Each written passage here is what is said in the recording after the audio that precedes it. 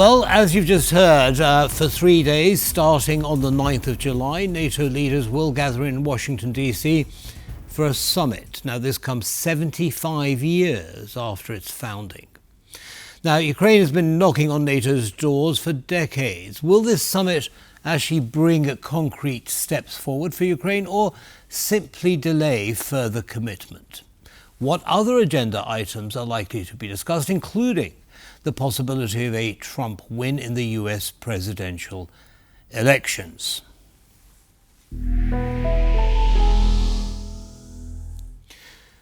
Well, for an analysis of the situation, we're joined by Jacek Raubo, Director, Defence24 Analysis Unit and a regular contributor to TVP World. Jacek, welcome back. Good to see you. Thank you again for the invitation. Good morning, ladies and gentlemen. Good morning. So tell me, let's start with an overview. What can Ukraine expect out of this 3-day summit? Truly, I think we need to be very careful with any initiatives dedicated to Ukraine when we think about integration Ukraine with NATO due to the next summit. But I think we will achieve some of our goals. First of all, I think the core of our approach to Ukraine is, of course, building this NATO approach to logistics support for the mission of military assistance to Ukrainian armed forces. So right now, of course, we have a kind of a coalition or some ad hoc organization dedicated to this task. That's why I think we need to focus more on this headquarters, which will be placed in Germany and will be much more NATO in this normal day actions. So I think this is the first step. We need to strengthen NATO in this military assistance to Ukraine. Then we need to focus more on the long-term support to Ukrainian armed forces, because, of course, right now military assistance is, of course, dedicated to the situation on the front line. But when we think about integration of Ukraine with armed forces, their armed forces and their state with NATO, we need to think much longer distance. That's why I think from the Vilnius to this new summit in Washington, the most important task is to build this support that not only for the modern fights, but also for the long-term modernization, long-term cooperation with NATO. So we will, I think, focus more on maneuvers, trainings, not only by sending tanks or munition. And the third thing is, I think, much more connected with whole NATO. We need to, again, emphasize that we are dedicated to that Washington Treaty. Why? Because we need to still emphasize the role of Article 9 in our policy toward not only Ukraine, but also other partners which are right now knocking to the NATO doors. So that's why we need to strengthen our presence on this ground where we are signalizing to Russia, mostly to Russia, that we will never close the doors to NATO. NATO is the open allies, and we need to be much more stronger in sending this message to Kremlin. Indeed. Well, I mean, certainly NATO will only accept countries that, volunteer to join and go through the process. Now the thing is that Sweden and Finland, of course, recently joined NATO, and their accession was remarkably quick. Doesn't look like Ukraine's accession is going to be that quick. What are the differences? Frankly, we need to present this because there is a lot of misunderstandings around the integration of Finland and then Sweden with NATO. First of all, both states have been without the conflict on their own soil.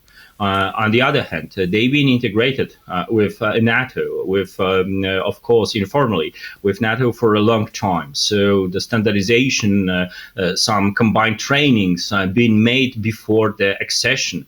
And I think this is the main differences between Ukraine and Sweden and Finland. And of course, we need to accept that right now, the main task for Ukraine is to defeat aggression. Sweden and Finland Finland being invited to NATO and being integrated with NATO because they've been only afraid about the potential Russian aggression. In Ukraine, we have a full-scale warfare, full-scale aggression, not only inside this territory under the occupation of Russian forces, but also when we see some air raids or missile attacks which are spreading alongside even the Polish or Romanian border. So I think we need to balance our emotions. Of course, I will be very appreciated to see Ukraine very fast in NATO, but we need to be much more pragmatic and realistic in our forecasting of the future of the integration of Ukraine. We have 32 member states. They need to accept this potential integration of any other member. And we need to remember how it was difficult to get Sweden into the NATO with this obstruction coming from Budapest and also Ankara. And we can only imagine how it will be strong for Ukraine right now. So I think I'm coming back to this free course. We need to strengthen our approach to military assistance from the NATO perspective. That's why we need to replace some coalition moves to NATO as allies moves. Then we need to strengthen our money funds for this military assistance, for these trainings. And third thing, we need to emphasize that we will never close the NATO door. So the path for Ukraine is very, of course, visible. But I think during the Washington summit, like in Vilnius summit, there will be no very optimistic signs that, for instance, Ukraine will be the NATO member after 1 year or after, I don't know, 2 years. Okay, but at least we're likely to be on track. Now, with members of NATO perhaps with a question mark over their collective heads, so I'm talking about Hungary, for example, Turkey you mentioned, and of course the United States and potentially even France, who might have objections to Ukraine's accession to NATO. How do you think that's all going to play out?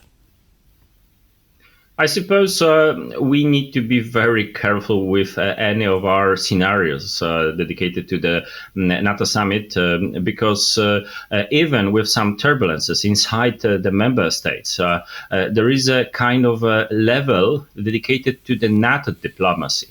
We saw this during the 2020 crisis between the Greece and Turkey. When we saw the large actions coming from the Jens Stoltenberg and NATO diplomacy to stabilize situation between two member states. So I'm very optimistic about this machinery which is inside NATO.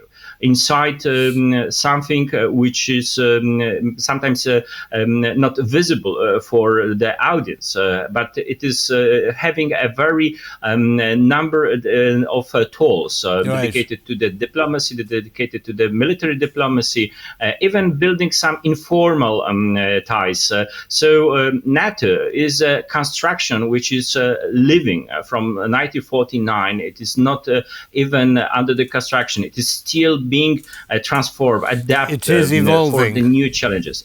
It is evolving. Jacek Raubo, thank you very much for your insights, and I'm sure as we will be, you'll be looking closely at what happens at the NATO summit. So we look forward to having you back for more, deeper analysis. Have a good day, sir. Thank you much, sir.